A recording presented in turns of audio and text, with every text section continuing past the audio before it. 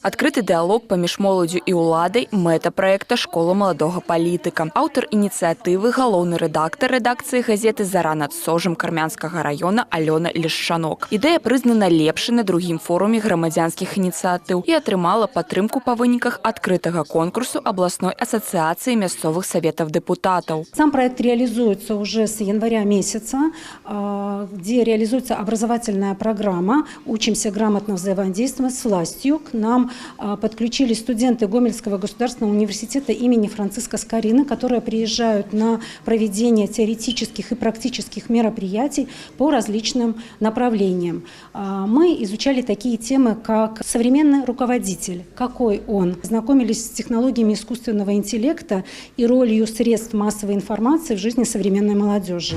У школе маладога палітыка займаюцца падлеткі і маладыя спецыялісты. Кожны замацаваны за тым ці іншым кіраўніком, напрыклад, старшынёй райвыканкама, савета дэпутатаў, дырэктарам прадпрыемства. Вучань гімназіі Арсеній Чэхаў стаў удзельнікам адукацыйнага праекта «Адзін дзень за старшынёй райвыканкама». Разам з кіраўніком раёна засядаў на пасяджэнні, наведаў льнозавод і сельскагаспадарчыя прадпрыемствы.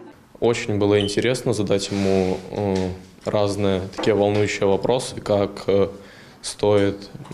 как он справляется с боязнью камеры, с работой на публику. Он разбирается буквально во всех вещах, связанных даже с сельским хозяйством. Я считаю, что он должен разбираться во всех вещах, связанных с районом, но тем не менее это было так удивительно. Для школы маладога палітыка ў карме адкрылі медыяпрастору. Закупілі ноутбукі, асвятляльнае абсталяванне, мікрафоны. Тут будуць праводзіць брифинги, пресс-конференции, записывать информационные ролики, рыхтовать громадянские проекты. Мне здесь очень нравится, потому что здесь есть несколько площадок, таких как ведение блогинга, пресс-центр, а также другие площадки, где можно найти себя, проявить себя. Мне сегодня больше понравилась моя локация, это пресс-центр, где мы работали с представителем БРСМ Анастасией Шмуратко. Узнать у нее про трудовой лагерь, про летнюю занятость было интересно. Сёлета пераможцамі конкурснага адбору грамадзянскіх ініцыятыў прызнаны 33 праекты. Сума фінансавання превысила 800 тысяч рублёў. Гэта удвая больш, чым летась. За гэтымі лічбамі давер улады да актыўных грамадзян Гомельшчыны і падтрымка жадання рабіць жыццё рэгіёна лепш. Владислава Галабокіна, Ігор Марышченко, тэлерадыёкампанія «Гомель».